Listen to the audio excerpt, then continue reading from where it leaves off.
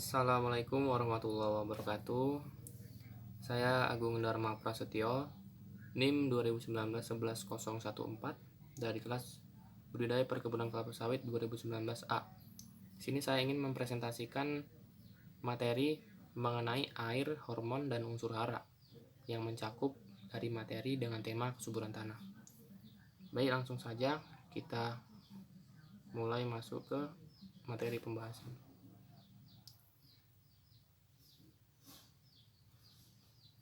Pentingnya dan hubungan air bagi tanaman.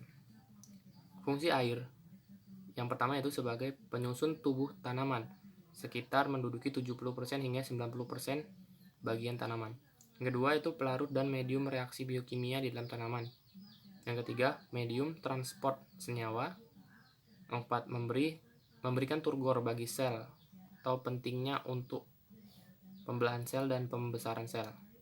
Yang kelima, bahan baku sebagai bahan baku fotosintesis. Dan yang terakhir, berfungsi menjaga suhu tanaman agar tetap konstan.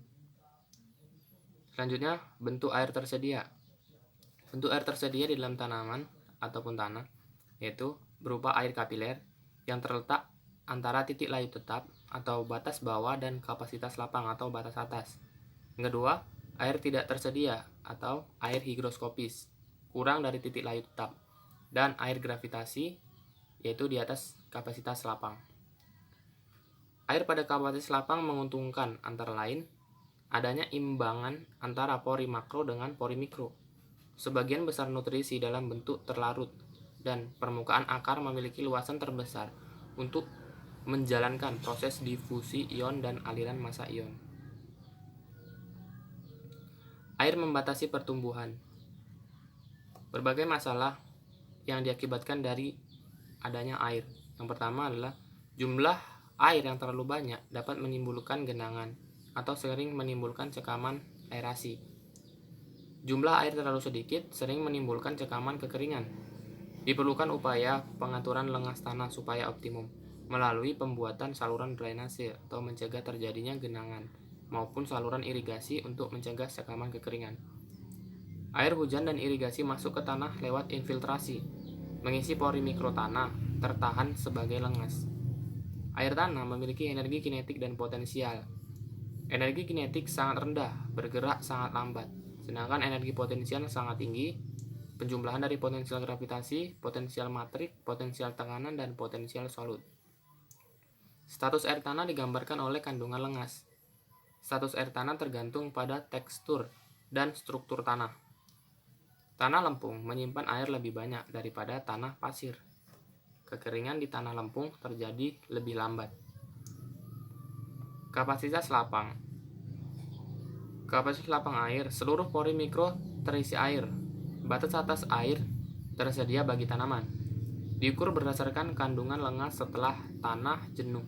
Dibiarkan bebas terdrainasi selama 2 hingga 3 hari. Cara lain itu dapat digunakan ditentukan pada tanah jenuh yang mengalami tekanan pada 0,01 MPa atau pasiran hingga 0,033 MPa atau lempungan. Titik layu tetap air ada berupa air higroskopis. Batas bawah air tersedia ditentukan dengan mengukur lengas pada saat tanaman indikator layu dan tidak dapat segar kembali setelah dibiarkan semalam di udara basah. Cara lain, dengan mengukur kandungan lengas dari tanah jenuh setelah diberi tekanan 1,5 MPa di alat piring tekan. Titik layu tetap bukan merupakan tatapan tanah, lebih merupakan tatapan tanaman. Titik layu tetap lebih tergantung pada tekanan turgor sel-sel tanaman. Tekanan turgor dipengaruhi oleh komponen osmotik daun, cuaca yang mempengaruhi transpirasi, dan komponen yang mempengaruhi ketersediaan air tanah. Tidak ada batas bawah ketersediaan air yang tegas untuk berbagai tanaman. Genangan air. Kandungan lengas tanah di atas kapasitas lapang menimbulkan dampak yang buruk terhadap pertumbuhan dan hasil tanaman. Dampak genangan air menurunkan pertukaran gas antara tanah dan udara yang mengakibatkan menurunnya ketersediaan O2 bagi akar, menghambat pasokan O2 bagi akar dan mikroorganisme, serta mendorong udara keluar dari pori tanah maupun menghambat laju difusi. Terakhir, pada kondisi genangan kurang dari 100%, kurang dari 10% volume pori yang berisi udara, sebagian besar tanaman pertumbuhan akarnya terlambat bila kurang dari 10% volume pori yang berisi udara, dan laju difusi O2 kurang dari 0,2 mg per cm kuadrat per menit.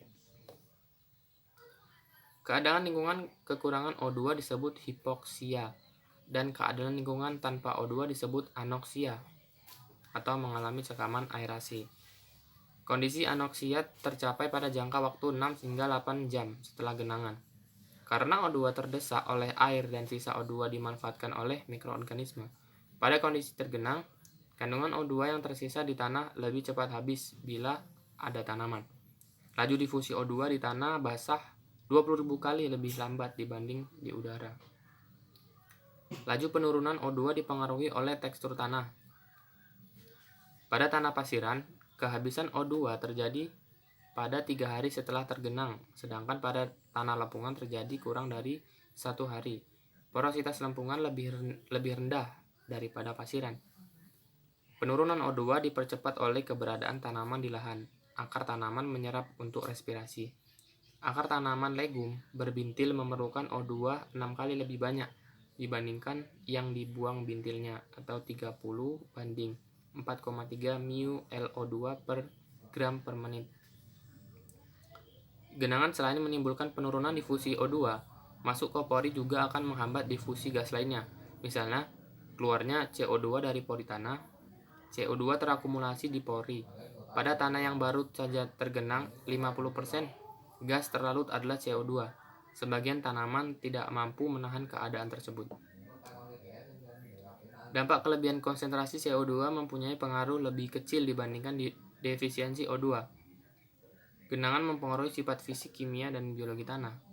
Struktur tanah rusak, daya rekat agregat lemah, penurunan potensial redoks, peningkatan pH tanah masam, penurunan pH tanah basah, perubahan daya hantar dan kekuatan ion, perubahan keseimbangan hara. Tanaman yang tergenang menunjukkan gejala klorosis khas kahat N. Kekahatan N terjadi karena penurunan ketersediaan nitrogen maupun penurunan penyerapannya. Pada kondisi tergenang, ketersediaan nitrogen dalam bentuk nitrat sangat rendah karena proses denitrifikasi. Nitrat diubah menjadi N2, NO, N2O, dan NO2 yang menguap ke udara. Pada proses denitrifikasi, nitrat digunakan oleh bakteri aerob sebagai penerima elektron dalam proses respirasi. Genangan berdampak negatif terhadap ketersediaan nitrogen, tetapi ada pula keuntungan dari timbulnya genangan, yaitu peningkatan ketersediaan fosfor, kalium, kalsium, silikon, ferum, sulfur, molibdenum, yttrium, zinc, plumbum, dan koper. Genangan berpengaruh terhadap proses fisiologi dan biokimia, antara lain respirasi, permeabilitas akar, penyerapan air dan hara, serta penyematan nitrogen. Genangan menyebabkan kematian akar di kedalaman tertentu, dan hal ini akan memacu pembentukan akar adventif pada bagian di dekat permukaan tanah pada tanaman yang tahan genangan. Kematian akar menjadi penyebab kekahatan nitrogen dan cekaman kekeringan fisiologis. Pada tanaman legum, genangan tidak hanya menghambat pertumbuhan akar maupun tajuk, juga menghambat perkembangan dan fungsi bintil akar. Fungsi bintil akar terganggu karena terhambatnya aktivitas enzim nitrogenase dan pigmen legahemoglobin. Kemampuan fiksasi nitrogen atau N2 akan menurun. Tanaman kedelai termasuk tanaman yang tahan genangan, mampu membentuk adventif dan bintil akar pada akar tersebut. Efek genangan akan hilang begitu akar adventif terbentuk. Pengaruh genangan pada tajuk tanaman: penurunan pertumbuhan, klorosis, pemacuan penuaan, epinasti, pengguguran daun, pembentukan lentisel, penurunan akumulasi bahan kering, pembentukan aerenkim di batang. Besarnya kerusakan tanaman sebagai dampak genangan tergantung pada fase pertumbuhan tanaman. Fase yang peka genangan yaitu fase perkecambahan, fase pembungaan, dan fase pengisian. Genangan pada fase perkecambahan menurunkan jumlah biji yang berkecambah, atau perkecambahan sangat memerlukan O2. Genangan yang terjadi pada fase pembungaan dan pengisian menyebabkan banyak bunga dan buah mudah gugur. Baik, kita masuk ke judul selanjutnya, yaitu mengenai hormon. Fungsi hormon pada tumbuhan antara lain, yang pertama, hormon ini berfungsi untuk memengaruhi pertambahan panjang batang, pertumbuhan, diferensiasi, dan perkecambahan akar. Yang kedua, mempengaruhi pertumbuhan dan diferensiasi akar, mendorong pembelahan sel dan pertumbuhan secara umum, mendorong perkecambahan dan menunda penuaan. Yang ketiga, mendorong perkecambahan biji, perkembangan kuncup, pemanjangan batang, dan pertumbuhan daun, mendorong pembungaan dan perkembangan buah, mempengaruhi pertumbuhan dan diferensiasi akar. Yang keempat, menghambat pertumbuhan, merangsang penutupan stomata pada waktu. Kelima, mendorong pematangan. Yang keenam, merangsang pertumbuhan akar, merangsang pertumbuhan batang, daun, dan bunga. Pertumbuhan, perkembangan, dan pergerakan tumbuhan dikendalikan beberapa golongan zat yang secara umum dikenal sebagai hormon tumbuhan atau fitohormon. Penggunaan istilah hormon sendiri menggunakan analogi fungsi hormon pada hewan, dan sebagaimana pada hewan, hormon juga dihasilkan dalam jumlah yang sangat sedikit di dalam sel. Beberapa ahli berkeberatan dengan istilah ini karena fungsi beberapa hormon tertentu tumbuhan atau hormon endogen dihasilkan sendiri oleh individu yang bersangkutan. Dapat diganti dengan pemberian zat-zat tertentu dari luar, misalnya dengan penyemprotan, yaitu hormon eksogen diberikan dari luar sistem individu. Mereka lebih suka menggunakan istilah zat pengatur tumbuh atau bahasa Inggris plant growth regulator. Beberapa golongan zat yang dianggap sebagai fitohormon yaitu ada auksin, sitokinin, gibrelin atau asam gibrelat, etilen, asam absitat, asam jasmonat, steroid atau brasinoteroid, salisilat, dan terakhir poliamina. Faktor-faktor yang mempengaruhi pertumbuhan dan perkembangan itu ada faktor dari luar, itu ada air dan mineral, suhu, cahaya, fotoperiodisme atau respon tumbuhan terhadap intensitas cahaya. Dan faktor dalamnya itu disebut dengan faktor hereditas atau gen dan hormon. Berbagai fungsi hormon yang telah kita sebutkan di sebelumnya tadi itu antara lain auksin, senyawa asam indol asetat atau IAA yang dihasilkan di ujung meristem apikal. Nah, fungsinya yaitu membantu perkecambahan dan dominasi apikal. Kedua, ada gibrelin yang berfungsi sebagai pemanjangan tumbuhan dan berperan dalam partenokarpi. Sitokinin merangsang pembelahan sel. Etilen pada buah yang sudah tua ditemukan. Asam absitat, florigen, kalin, hormon pertumbuhan organ terdiri dari rizokalin, kaulokalin, filokalin, dan antokalin. Terakhir, asam tromalin berfungsi merangsang pembelahan sel di daerah luka sebagai mekanisme untuk menutup luka. Unsur hara. Kita masuk ke tema unsur hara. Makanan yang diperlukan oleh tanaman disebut hara tanaman. Tanaman menggunakan bahan anorganik untuk mendapatkan energi dan pertumbuhannya. Dengan fotosintesis, tanaman mengumpulkan karbon yang ada di atmosfer yang kadarnya sangat rendah, ditambah air yang diubah menjadi bahan organik oleh klorofil dengan bantuan sinar matahari. Unsur yang diserap untuk pertumbuhan dan metabolisme tanaman dinamakan hara tanaman. Mekanisme perubahan unsur hara menjadi senyawa organik atau energi disebut metabolisme. Merupakan tabel simbol kimia dan bentuk diserap tanaman dari unsur hara. Ada unsur hara makro yaitu nitrogen, fosfor, kalium, kalsium, magnesium, sulfur dengan simbol sebagai berikut. Dan bentuk umum yang diserap tanaman sebagai berikut. Yang B ada unsur hara mikro, itu ada diantaranya mangan, besi, boron, zinc, koper, dan klor.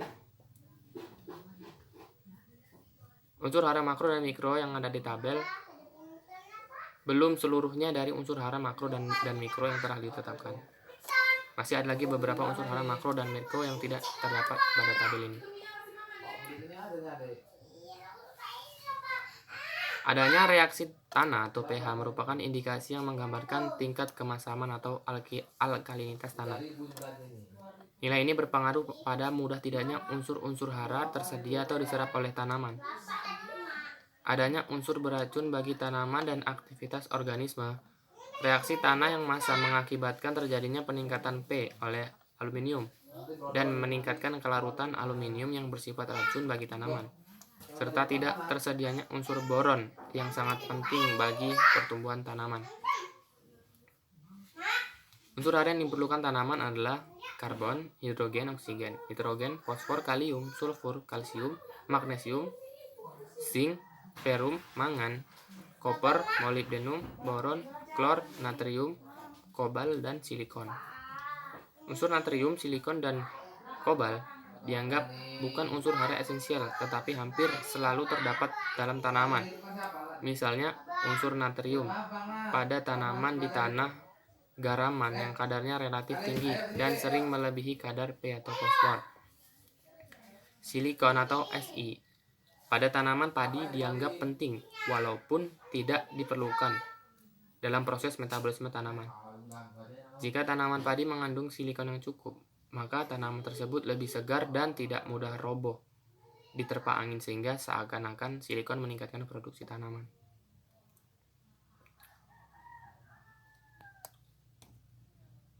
Gejala kekurangan unsur hara bagi tanaman.